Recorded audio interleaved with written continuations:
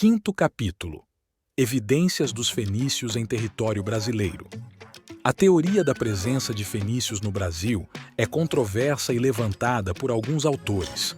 Ela sugere que navegadores fenícios teriam visitado o Brasil na antiguidade, com base em registros sob a forma de inscrições e artefatos.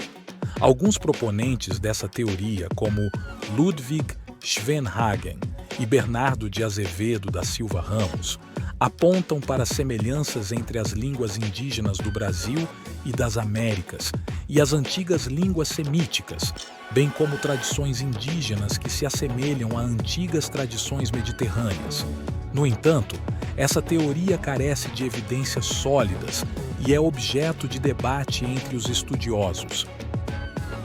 Vamos conhecer um pouco mais sobre a biografia desses dois estudiosos. Bernardo de Azevedo da Silva Ramos exerceu diversos cargos públicos a partir dos 21 anos, sendo eleito vereador. Viajou pela Europa e Oriente Médio, percorrendo a Palestina e o Egito, adquirindo conhecimentos de diversas línguas, entre as quais a língua hebraica, a língua fenícia e o sânscrito, o que lhe permitiu a leitura de diversas moedas. A sua obra mais importante é Inscrições e Tradições da América Pré-Histórica, baseando-se na história antiga, na linguística e nas decifrações litográficas. Ludwig Schwenhagen foi um professor, historiador e filólogo austríaco radicado no Nordeste brasileiro. Ele ficou conhecido por defender a teoria da presença de fenícios no Brasil.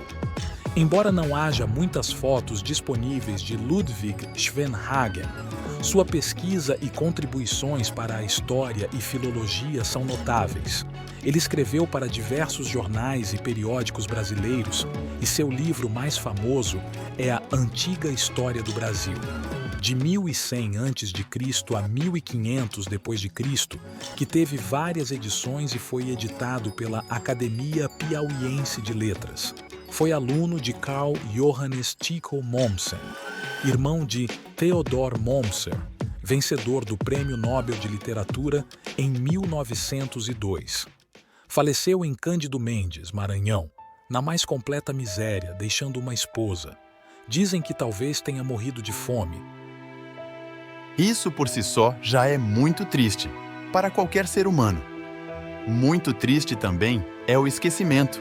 O quanto esse homem e muitos outros cooperaram para a pesquisa no Brasil, fica aqui nossa homenagem e que Deus possa o abençoar na eternidade. Vamos agora conhecer algumas evidências arqueológicas que apontam para uma possível ligação entre os povos que ajudaram a construir o Templo de Salomão e o Brasil. Pedra da Gávea, Rio de Janeiro.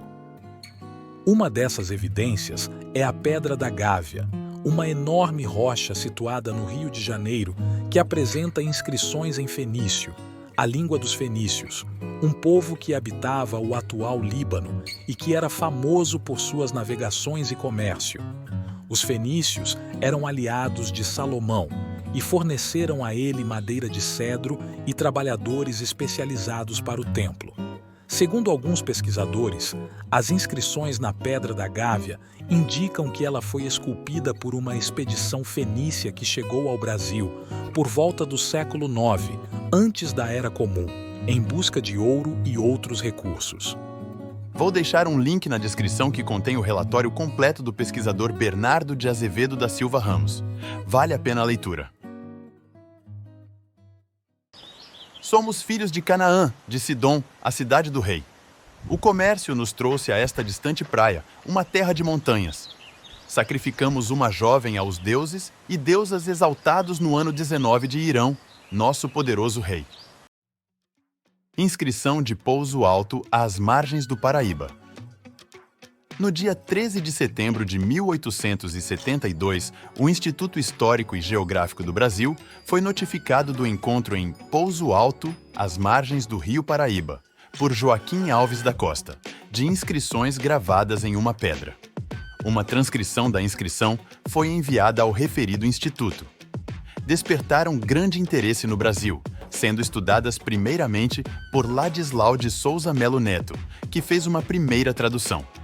Diante de críticas e da dificuldade em encontrar Joaquim Alves da Costa, a localidade exata e a pedra, Ladislau Neto declarou em um momento mais tarde serem apócrifas as inscrições.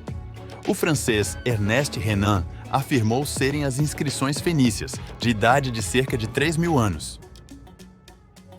Quase um século depois, nos anos 1960, nos Estados Unidos, Cyrus Gordon, da Universidade Brandeis, em Boston, reconhecida autoridade em línguas mediterrâneas, confirmou serem inscrições fenícias e as traduziu. Gordon era de opinião que a inscrição continha elementos de estilo fenício que eram desconhecidos no século XIX e concluiu que era genuína. É importante mencionar que a prova em forma de inscrição permanece questionável. A última, que relata o desembarque de um grupo levado pela tempestade desde Sidom, tem sido amplamente considerada uma falsificação habilidosa. Portanto, embora a teoria seja intrigante, a comunidade acadêmica ainda não chegou a um consenso definitivo sobre a presença de fenícios no Brasil. A investigação continua e novas descobertas podem esclarecer esse mistério histórico. Cyrus Herzl Gordon foi um erudito americano de culturas do Oriente Próximo e línguas antigas. Nascido na Filadélfia, Pensilvânia, Gordon cresceu em uma família judaica de classe alta, com ênfase na devoção ao aprendizado judaico, pensamento racional e abertura ao aprendizado secular. Ele também foi um estudioso prolífico, contribuindo para a compreensão de várias línguas antigas e culturas do Oriente Próximo.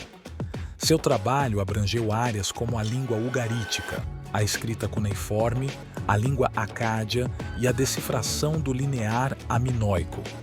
Gordon deixou um legado significativo na área de estudos bíblicos e linguística antiga.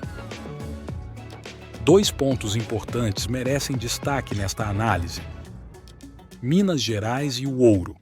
No passado, Minas Gerais foi uma proeminente produtora de ouro. O escoamento desse ouro ocorria através do Vale do Paraíba e do litoral do Rio de Janeiro.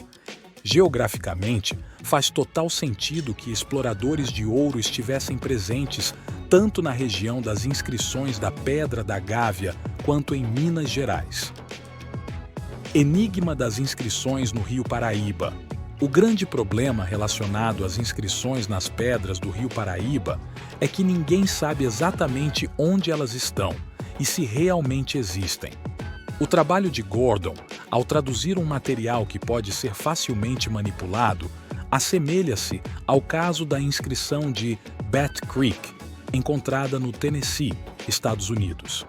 Nesse caso, Cyrus Gordon inicialmente afirmou que era fenícia, mas, posteriormente, em 2004, revelou-se que era uma falsificação. Tratava-se de uma cópia de um livro, adivinha de quem? Da maçonaria, escrito em 1870. Não há confirmação definitiva de que os fenícios tenham trazido o ouro do Brasil para a construção do primeiro templo em Jerusalém. Portanto, essa conexão permanece no campo das especulações e hipóteses. O mais importante é que a questão não está fechada. Há evidências, há especulações e o próximo capítulo vai dar uma apimentada nessa história.